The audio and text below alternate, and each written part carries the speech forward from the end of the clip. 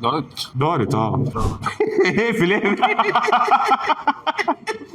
طلع الشيشه هو عادي خلاص. يا باشا عندنا انتفاضي ما تخافش من حد خلاص ما كده. تخافش من حد خلاص يا باشا. العشرة كان اللي هددوا. انا منزل فيديو المره اللي فاتت جايب 7 مشاهدات، قاعد 4 ايام جايب 7 مين؟ انا نفسي بتفرج على 15 مره. انا ما بشحتش يا فادي. حسام حسن هيعمل لهم ايه؟ هيقلع ويطلع لهم المدرجات. يعني اللي داخل بسكينه معجون ده يعني يقصد ايه؟ بتوجه رساله للنقاشين مثلا ولا ايه؟ مش فاهم. رولا دي اسمها رولا. عارف انت رمي البلا؟ هم جايين يرموا بلاهم، احنا هنقضيها بكاسه ومش هنلعب، وهيزعل جامد وهيروح واخد علقه محترمه. هتلاقيه كان مهبط. يا عم والله ما تخافش. لا خاف.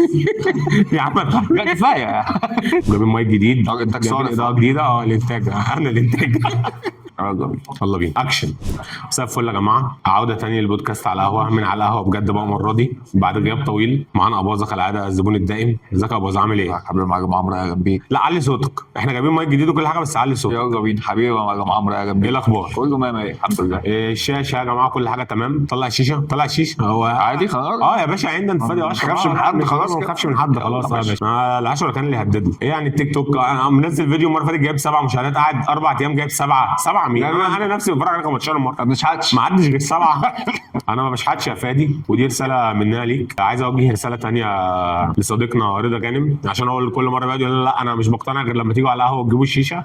فاحنا جينا على القهوه وجبنا الشيشه اهو، وبندعوك تيجي معانا حلقه كده تكشف المستور والاسرار بما انك انت احنا جينا وقهوه. تعالى انت. الصندوق الاسود لكل حاجه بتحصل في الكره المصريه. فيا ريت تيجي تشرفنا في حلقه عشان الاحداث اللي جايه سخينه والكلام على وجع قلب. ده حقيقي. هنتكلم على طبعا ماتش الاهلي. اول حاجه ايه رايك في الماتش الاهلي كماتش؟ يعني خلينا نتكلم الاول كماتش عشان كبره الكوره في كلام كتير. لا كماتش انا كان عاجبني جدا اللي عمله تورو في الماتش ده قدر الامكان. انا ما بحبش الكلام بقى بتاع ان احنا نلعب بواقعيه من منطلق ان احنا بنلعب بره يعني بندافع اوتوماتيك كده. لا دي حاجه جديده اول مره اشوف. يعني مش اول مره اشوفها بس يعني اول مره اشوف مدرب يعني بيلعب. ده تاني ماتش بره ليه مع الاهلي. الماتش الاولاني مش هعتبره ماتش يعني مهم كده، كان ماتش يعني لسه بيتعرف على الفرقه وكل حاجه. ماتش سهل في دور ال 32، لكن ده ماتش قوي بجد يعتبر اول ماتش ليه بره. لا اتعامل مع الماتش باسلوب ممتاز يعني. هو ببساطه شايف ان فرقته احسن، لعب على الاساس ده، لعب على النقط اللي فعلا قويه عنده اللي تقدر تديله الافضليه. اللي هو انا ليه ابقى راضي بالنقطه في حين ان انا اقدر اكسب. وفعلا كان في اكتر من فرصه الشوط الاولاني كان ممكن الماتش يروح في اتجاه تاني طبعا قبل حتى القصه بتاع ضربه الجزاء دي. زي ما قلت لك هو الاهلي لعب ماتش ممتاز الصراحه، من احسن الماتشات شفتها. الماتش فعلا كان قوي. الجمهور والملعب الجديد والكلام ده كله كان مدي الماتش اجواء حماسيه. الجيش الملكي في العادي هو مش اقوى فريق في المغرب ولا تاني اقوى فريق في المغرب، حتى لو كان كسب الدوري في مره او طلع التاني. بس احنا هو فريق في الاخر هو من الفرق اللي المفروض يعني ان المتوسطه في المتناول بالظبط في المتناول. لكن طبعا الاجواء اللي حوالين الماتش هي اللي كانت عامله ايه مخليها الفريق شادد حيله على الاهلي شويه. لكن الاهلي لا لعب ماتش ممتاز الصراحه. في لعيبه كتير لعبت ماتش حلو. مران عطيه لعب ماتش حلو قوي بس ما حدش هيتكلم يعني. ما حدش الكلام كله هيروح اكتر لتريزيجيه وزيزو وبن شرقي ومصطفى شوبير وبن رمضان طبعا لما نزل. بس مران عطيه لعب ماتش ممتاز. وديانج لحد يعني ديانج كان بيلعب كويس، بعد كده فجاه كده دخل في متاهه كده صغيره فالراجل طلعه على طول. انا كنت متوقع ان هو يطلع فعلا طلع. بن رمضان نزل عمل اسيست ممتاز من جمله تقريبا الاهلي بيكررها في كل الماتشات. جناح يقطع لجوه يفضي مساحه ما بين الباك والمدافع ناحيه اليمين، حد يخش في الناحيه ديت يعمل عرضيه تيجي جول. لعبه متكرره 5-6 مرات مع الاهلي للاهلي يعني مع تورب. فدي بان ان في شغل مدرب يعني. تعالوا بقى نتكلم بره الكوره. ايه رايك بقى في النوش اللي حصل بقى والجمهور المغربي جمهور الجيش الملكي بقى بالتحديد اللي عمله يعني مش عارف كانوا واخدين حبوب الشجاعه مش عارف في ايه كميه الازاز اللي اترمت دي. انت حتى قبل المرحله اللي احنا عايشينها دلوقتي في الملاعب بتاعت مصر كان برضو في حدود للحاجه اللي تقدر تدخل بيها. في مصر عموما انت كان ان انت اصلا تخش الملعب دي كان يعني ده عارف انت ده اللي هو اللي ايه ده بقى اللي هو الحلم الكبير بقى فاهم اللي هو عارف انت الحلم الامريكي. انت حلم الوصول للملعب. انت بتعدي على 3000 تفتيش و3000 بوابه لحد ما تدخل جوه حرفيا مليانه كدوب وساعتين 3 على ما تخش اساسا. كان موال يعني. ماتش الاهلي والزمالك ده الماتش هيبدا الساعه 8 بالليل. هتروح من 12 الظهر بالظبط شويه تتفتش من 12 ل7 بتتفتش يعني بعد 3 العصر انت مش داخل اساسا فاهم. زمان كنا بنروح الماتشات انا ومحمد. فاكر يا محمد عادل لما كنا بنروح الماتشات مع بعض زمان كنا بنفتش كام مره وربنا كنا بنتبهدل بهدله، بس يعني خلاص يعني الزمن اتغير وكل حاجه، بس برضه انت في حاجات معينه ده في كل ملاعب العالم. يعني انت لحد دلوقتي في اي ملعب في العالم انت ممنوع تخش باور بانك، فمش تخش بسكينه معجون. اقول لك الشاب كان من زمان حتى قبل اجراءات التفتيش المشدده واجهزه الكشف عن المعادن والفان اي دي وكل الاجراءات اللي موجوده دلوقتي دي، يعني انت كنت بتتكبد بحجم كم معاناه ما يعلم بيه ربنا عشان بس تخش بولاعه. لو معاك قلم، لو معاك قلم ما بتخش بيه، سماعه ما بتخش بيها، سماعه سلك، اي حاجه. فانت داخل ازاي يعني؟ انتوا وبعدين ايه يعني؟ انت اصلا المفروض احنا كقاره افريقيا بنقول ان احنا عايزين نتطور مش عارف ايه، فانت عمرنا ما هنتطور ولا عمرنا هنوصل للمرحله بتاعه الليفل الاعلى في الكوره، ومش هناخد خطوه يعني او درجه اعلى طول ما في العبط اللي بيحصل ده. يعني انا شايف اللي حصل ده عبط من الجمهور وعبط من التنظيم وعبط. يعني المغرب داخل على كاس عالم، هنفترض ان ده بقى ماتش المغرب ومصر في قصدي في كاس الامم، هنفترض ان ده ماتش المغرب ومصر في كاس الامم، يعني هل ينفع مثلا يحصل حاجه زي كده وبتلعب بقى في ملعب مولاي عبد الله اللي هو الجديد ده؟ ما هو برده نفس الكلام، المدرجات قريبه من الملعب والجماهير بص على الملعب، فلو حصل اي نواشي هيفضلوا يحدفوا برده حاجات، فده هيتم. ده حسام حسن هيعمل لهم ايه؟ هيقلع ويطلع لهم المدرجات. دوري الابطال مثلا مش متشاف بالقدر الكافي، دي حقيقه. رغم كده اللقطه ابتدت تسمع، ابتدى اللي حصل ده ابتدى قصه ان في يعني احنا عايزين نتشير بقى اللي هو يعني الدعايه السلبيه، مش عارفين نتشير بدعايه ايجابيه، او يعني ننشر المنتج بتاعنا اللي هو دوري ابطال افريقيا بدعايه ايجابيه، فهننشره بدعايه سلبيه. يا جماعه احنا عندنا اكشن مختلف، احنا ما عندناش كوره مختلفه بس عندنا اكشن مختلف تماما عن اللي انت. وعايز اقول لك على حاجه، هو حتى في مصر هو يعني احنا الماتش لما يجي ماتش عوده في مصر مش هيحصل اي حاجه، هو اخرهم شويه يعني شتيمه او هتافات او كده، مفيش اي حاجه. وحتى هنفترض ان هم عرفوا يدخلوا اي حاجه ولا ايه، انت اصلا في استاد القاهره انت عشان تهدف حاجه وتدخلها الملعب انت لازم تكون يعني بطل رمي جول اساسا. انت مسافه ما بين المدرج والجون بتاع 30 40 متر، يعني مين يعني اللي قلبه جايبه هيرمي حاجه توصل لهناك؟ يعني لو رميتها هتعمل ايه؟ مش هتوصل يا بعد ما ترميها، ما هو مش هيحصل يعني حاجه. انت اصلا اقصى حاجه هتعرف تاخدها معاك عشان ترميها حضرتك هي ازازه المايه اللي غطاها مش بالظبط. ما بيدخلوكش بازازه المايه، ما بيدخلوكش بيها، بياخدوا منك غطاء بس جوه ينفع تشتري عادي. انت جوه ينفع تشتري ازازه مايه عادي. فانا مش هدخل من جوه اشتري ازازه مايه اللي هي بره ب 5 جنيه اشتريها ب 20 عشان ارميها، فانا اكيد مش هعمل كده. اشتريتها ب 20 قررت ان انا هرميها، مش هتوصل. هتيجي في مين؟ مش هتيجي في حد، هتيجي في الامن تحت في الاخر بعد كل الدوشه دي. حتى استفدت انا ايه طيب كده؟ يعني انا كده اذيت مين؟ وبعدين يعني انا عايز افهم حاجه، اللي داخل بسكينه معجون ده يعني يقصد ايه؟ يقصد ايه يعني؟ يقصد ايه بسكينه المعجون؟ ده سؤال مهم. يقصد مثلا ان احنا على المحاره فهو جاي يمعجننا؟ وبعدين يعني ايه يعني؟ مش فاهم. انت داخل بسكينه معجون بتوجه رساله نقاشين مثلا ولا ايه؟ مش فاهم. انا مش قادر افهم الموضوع الصراحه. انا جايب لك معاها اهو، بص باشا، روله دي اسمها روله، دي ميني روله يعني صغيره، هتترمى عليكم مره الماتش الجاي. انتوا بترموا على سجين معجون، يرمى عليكم رول، دي ممكن توصل. وبعدين انت دي لو جربت تحتفها بالملعب ممكن توصل. وبعدين برضو دي يبقى لها معنى، هم بدا بسكينه المعجون عشان احنا عم محاره فبنمعجن، فبعد المعجون احنا بقى محتاجين ايه؟ نبيض. هنبيض بس 30 في 30 5 كيلو نبيض. الكلام ده كله مش هتفرق معانا في اي حاجه، صح ولا لا؟ وبعدين سكينه المعجون اللي انت كنت جايبها دي بتمعجن بيها ممتاز ولا بتمعجن بيها عادي ولا بتعمل بيها ايه بالظبط؟ مش فاهم، حاجه غريبه. انا مش قادر افهم يعني دخول آلات حاده للملعب ده حاجه، ودخول الآلة الحاده دي تحديدا الملعب ده حاجه ثانيه خالص. لا وبعدين التصرف بتاع لعيبه الجيش الملكي في اللي هو ايه، بيجري عايزين ياخدوها يخبوها. هتخبي ايه يا اسطى؟ خلاص على بعض، فاهم؟ كل حاجه بانت. لا ما هي دي لو ما اتشافتش ما اتبرزتش قدام الكاميرا هيقول لك ده احنا اللي جايبين بيمثل، ده كان عمل نفسه تعور وخبط راسه ومش عارف ايه. هم بيداروا على بعض. بالنسبه مثلا عشان انت جيت على طاهر كتير الفتره اللي فاتت يعني. لا الصراحه كان في خناقه سندان. محتاجين نشيد يعني بالكتف جرس على الواد ده في لا هو مش واد بس، ده كذا حد، كذا عيل من بتوع الجيش الملكي ده. لا الصراحه دخل اشتبك معاهم ودخل بقلب جامد الصراحه. لا عرفت بقى المدربين بتلعبوا ايه؟ الشغل البدني ده استفدنا منه بدنيا في خناقه الصراحه يعني. لا هم الصراحه يعني مش هقول لك استفزاز ده، انا حتى عايز اقول لك على حاجه، كنت بتفرج على الكلام ده كله عادي بالنسبه لي، اللي هو ايه يعني، عارف انت حتى لو اللعيبه ضربوا في بعض، انا بالنسبه لي الموضوع عموما في الكوره ده بقى يعني بيحصل. خلاص بقيت اخد الموضوع يعني. زمان كنت بتعصب فعلا وبتضايق، بس دلوقتي غالبا الموضوع اللي هو ايه، هي خناقه وهتخلص. بس انا شايف ان هي اصلا خناقه من الاول ملهاش لازمه. والطرف الثاني اللي هو الجيش الملكي اللي هو بجد يعني، انا عارف انت رمي بلا، هم جايين يرموا بلاهم. انا ما بحبش الموضوع ده بقى الصراحه في فرق المغرب العربي عموما، مش المغرب، مش الدوري، المغرب العربي عموما، اللي هو ايه، لما بيلاقي نفسه مش عارف يتعامل مع الاهلي او ايا كان الخصم بتاعه او يكسبه، بيبدا بقى يتباكس، احنا هنقضيها بكاسه ومش هنلعب. البكاسه دي بقى ايا كان بقى توصل لايه، تمام احنا معاكم للاخر بقى. فيقعدوا بقى يضيعوا في وقت، يحدفوا في ازايز مع الجمهور، مش عارف ايه، يرازوا في بعض، يشتموا. فشايف ان الموضوع ده كله بيدل على ضعف الفريق نفسه.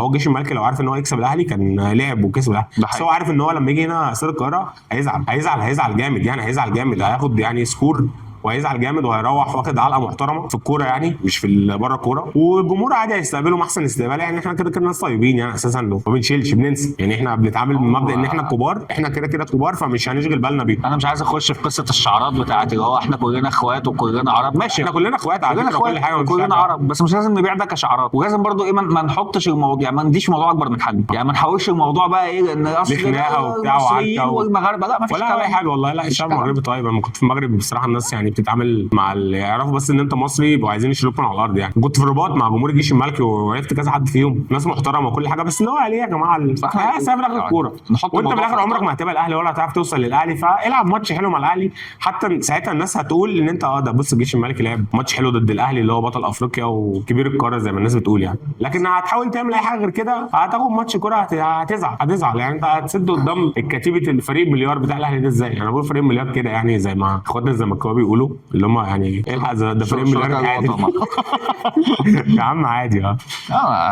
زي كل الناس عادي فيهاش حاجه، بس هي الفكره كلها ببساطه شديده جدا. يا جماعه احنا اخوات وكل حاجه، بس احنا من حين لاخر بنغيب على بعض يعني، ده بيحصل وهيحصل وهيفضل يحصل وحصل. بس هو المفروض ما يوصلش الموضوع يعني ما ما حدش يتصاب فعلا اصابه بجد، ما حدش يحصل له حاجه لا قدر الله. فهي دي اللي احنا مش عايزين نوصل نمره وسعت حبتين يعني. بالظبط. الصراحه عايز تتكلم في تاني بما ان الاسبوع خلاص احنا بقى داخلين على كاس العرب وبعدين كاس شايف الدنيا ماشيه ازاي؟ انا يعني قلقان على اخويا هانزي فليك لو قبل حاجه قلقان عليه قوي يعني. المشهد اللي كان بعد ماتش قرافش النهارده ده وهو قاعد على الدكه كده ما تفهمش هو بيعيط بقى ولا السكر عالي عليه ولا ايه. ما شفتش كانت لقطه غريبه كده، رافينيا قاعد قدامه كده بيحاول يهديه وبتاع، فيعني ربنا يستر. هتلاقيه كان مهبط، اتمنى انه كان مهبط وخلاص يعني عشان بس الماتش عدى على خير يعني. 3-1 صح؟ 3-1 على ما اتذكر يعني 3-1 ان شاء الله هيعدي على خير عشان لسه الموسم طويل. وواخد علقه من تشيلسي يعني، تشيلسي زعله برشلونه، هو يتحمل جزء لا باس منه يعني. ما طبعا ما هو مدرب في الاخر يعني، فاكيد ده هيشيل جزء كبير من الليله يعني. بس في النهايه النادي ده ملوش اي امل من اي نوع غير الراجل ده. الغيابات رجعت يعني، شفنا بدري رجع، كاسادو رجع، ليفاندوفسكي، رافينيا يعني اغلب رجع بيهم بشويه. والواد برنال يعني بقى عارف انت بقى في عنده شويه خيارات كده ممكن ايه يعني يظبطوا مع الدنيا في الفتره الجايه يعني. اتعدلت قدام الازمه الحقيقيه ورا. لا ما الازمه الحقيقيه اللي ورا هتطلع على طول، ما خلاص ما فيش حد اصلا بره يرجع يلحق بالظبط الدنيا. طب ما فيش حد هيتجاب وما فيش فلوس ما فيش حاجه. كاس العرب بقى حاسس ان احنا هنعمل ايه؟ لا يعني اعتقد ان احنا عندنا فرصه كويسه جدا ان احنا الكويت ولبنان والاردن. الكويت والاردن الكويت والاردن وعمان تقريبا حاجه كده، بحرين حاجه كده يعني. ما منتخبات الامارات ماشي يعني برضه على قد الايد يعني. حتى لو احنا بنلعب المنتخب الثاني برضه الاول انت مش لاعب منتخب ثاني قوي برضه يعني، برضه لعيبه يعني فاهم. هي لعيبه يعني لعيبه اغلبهم كانوا دوليين او لسه لحد قريب كانوا دوليين عندهم خبرات كبيره بالظبط. بس يعني تمام على قد البطوله، مع انه اصلا معترض على فكره اصلا يعني ان احنا نروح نشارك في البطوله دي اساسا على فكره المشاركه. ويعني خلاص لو انت هتشارك معترض على المنتخب اللي راح يعني عشان المنتخب ده مهما عملت اي حاجه هناك انت مش هتستفاد اي حاجه. فلوس هي فلوس بس غير كده انت مش مستفاد فنيا اي حاجه ولا جهزت اي لعيبه لاي حاجه فاهم. بس انت رايح جاي فنان مين؟ ما هو انا في العادي المفروض بفكر في فلوس، بس افكر برضه ايه اللي الاستفاده الفنيه اللي انا اخدها يعني. يبقى عندي اي حاجه هتقول لي الصف تاني، لا ما انت عارف ان كده لو جالك لعيب في البطوله دي جاب 20 جون ما برضه مش هروح كاس لهم، لان خلاص انت هتبقى دي بتخلص دي بتبدا.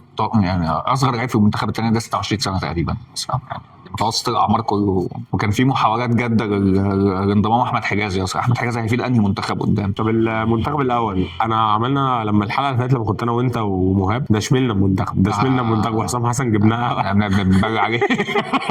لا مش بنبلع الصراحه، المنتخب كان وحش قوي. وانا برضو لسه عند رايي ان هو تجربه، بس هو حسام حسن يعني جرب غلط، بس يعني هو جرب غلط يعني تجربه وديه وكل حاجه، بس هو جرب اللعيبه غلط فضربت في وشه. هو بنسبه كبيره هيرجع اللي كان بيعمله في التصفيات الاحتياط هياخده زي ما هو، هيروح يعمله زي ما هو في كاس الامم. اللي هو هيلاعب يعني لحد ما اللعيبه هو مش كل واحد في مركزه بس يعني نوعا ما اقرب صوره ممكنه. بالظبط. هنشوف دور مجموعات ما يعلم بيه ربنا. نتوقع ان احنا نصعد، يعني ما تستناش اداء، هو مش جاي بعد الاداء دي خالص باي حال من الاحوال. انت وحظك بعد كده هتقابل مين بقى؟ هتقابل فرقه كويسه تقدر تناطح، ممكن توصل دور 8، ممكن توصل دور 4 لو حصلت اللي هي اللمه المصريه اللي بتحصل كده في البطولات المجمعه دي. كل دي حاجات وارده على الورق. المغرب والله مش عارف ليه يعني نفسي نلعب المغرب. لا عادي والله يا عم، والله ما تخافش. لا خاف يا عم لا كفايه. ليه يا عم؟ تجربه حلوه يا عم. زهقت من ايه؟ انت اخر مره لعبنا المغرب امتى؟ اخر مره لعبنا مع في الاولمبياد اللي فاتت. لا سيبك من الاولمبياد ده، المنتخب الاولمبي ده ما بعتبروش منتخب اصلا، انا بتكلم عن المنتخب الاول. هو ده المنتخب الاول اخر مره لعبناهم كانت في مع كيروش. فلا يا عم لعبوا. كان معاك كيروش، انا كان معايا حاجه اتخانق بيها. معايا العميد. ماشي اوكي. دول معاك حاجه اتخانق بيها؟ لو داخل اتخانق بجد. ايوه ما معاك العميد لا هنضرب بعض. ابراهيم وسعفان الصغير ويا باشا حمله، يعني هنضرب بعض. اروح بيهم وانا مغمض يعني. وانا يعني خايف، ويعني مش خايف في نفس الوقت، فمش عارف ايه اللي هيتم. يعني من اول ماتش للمنتخب هنبدا يعني نفهم بقى الدنيا ماشيه على ايه. انا مش رافع تطلعاتي عامه. لا ولا انا طبعا حاجه حلوه، بس انا تمام يعني دي ما عملوش حاجه انا متوقع، مش مشكله يعني. دي حقيقه فعلا. امن نفسك.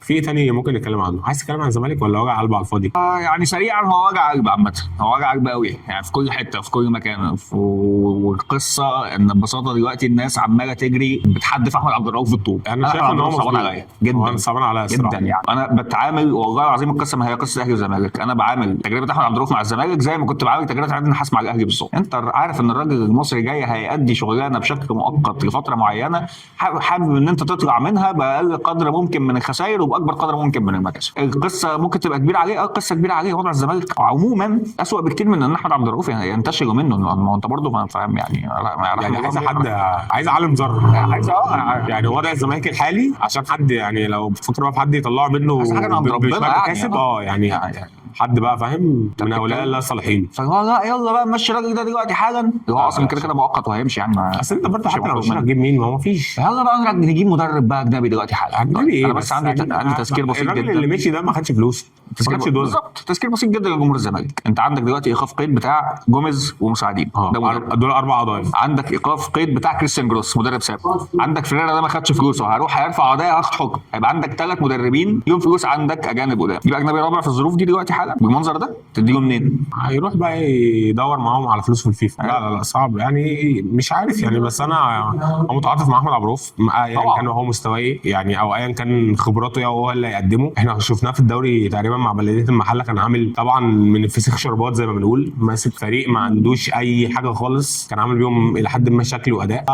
يعني ممكن يكمل فتره لحد ما، والفتره الجايه توقف برضه يقدر يلم الدنيا وبتاع. فاقول لك الزمالك كبير على عبد الرؤوف. هو الزمالك كبير على اي مدرب مصري، والاهلي كبير على اي مدرب مصري، دي ما فيهاش كلام. بس هل لو الزمالك اكبر من ان يتولى قياده احمد عبد الرؤوف دي غلطه احمد عبد الرؤوف؟ لا بس كده، هو ده دي النقطه بالنسبه لي يعني، ده ذنب الراجل دلوقتي. طب بمناسبه بقى اللي هو الظلم يعني والمواقف الصعبه اللي بيمر بيها الناس في الزمالك، برضو عايز اتكلم على صديقنا محمد علاء محلل اداء الفريق. الدشمل يا جدعان، الناس دشملته وهو اقسم بالله يعني الراجل ده محترم احترام والله العظيم. ما هو انا اهلاوي وهو بقول لكم الراجل ده محلل اداء بتاع الزمالك ده يا جدعان، راجل محترم يعني، وفاهم ودارس وفعلا ومثقف، والواحد يقعد معاه كده يحب يتكلم في الكوره يعني، من الناس القليله اللي تقعد معاه تحب فعلا تتكلم في الكوره بقى وفنيات وبتاع وكده، تشوفه تبقى مبسوط. فالراجل كان شيله مش شيلته خالص. انا مش عارف اللي هو من امتى اصلا يا جماعه، من امتى محلل اداء بياخد يعني الكلام كله على محلل اداء، فاهم؟ فمش عارف لا في الاهلي ولا في الزمالك ولا في اي حد، محدش يتكلم مع محلل اداء غير حد بقى اللي هو ايه، حد فاضي فعلا. حمله سعرانه ما حدش فاهم طلعت منين لحد دلوقتي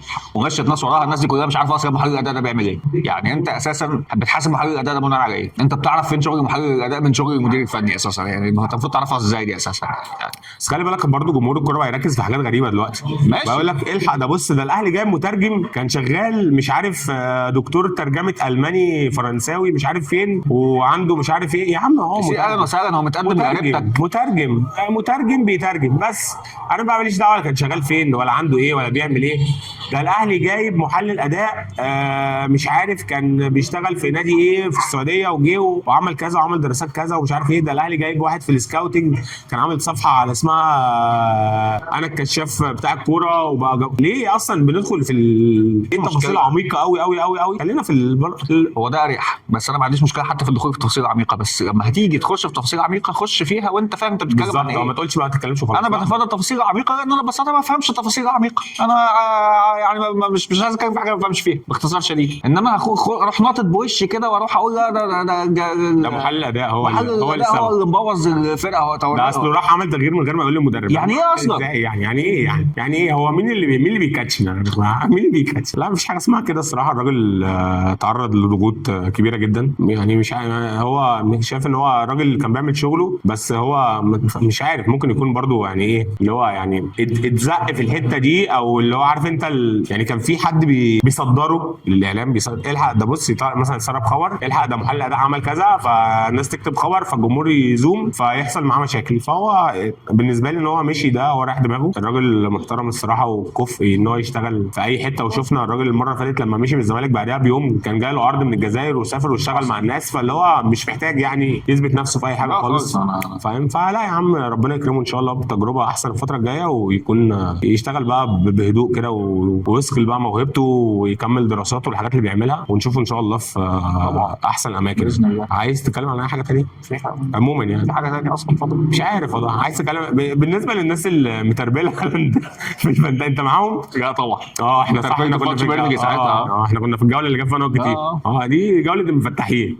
بالنسبه بقى لشادي وحازم والناس الحلوه ديت في 4 كده تربلوه قضوا عليه يا عيني، يعني ربنا معاكم. دي جوله فري هيت يا جماعه، مش بس بقى لا هي اصلا دي مش جوله، لا فري عامه يعني، بس هو يعني فري هيت ظابطه شويه. كفايه كده. حلو كده خلاص ماشي والله. شكرا لك يا باظه، وان شاء الله برضو الاسبوع الجاي نكمل بقى على القهوه، مظبطين الدنيا اهو ومعدين الصوت وجايبين مايك جديد، جايبين اضاءه جديده. الانتاج انا الانتاج. يلا عايز حاجه؟ يلا مع السلامه، نشوفوا الحلقه الجايه ان شاء الله. اقفل.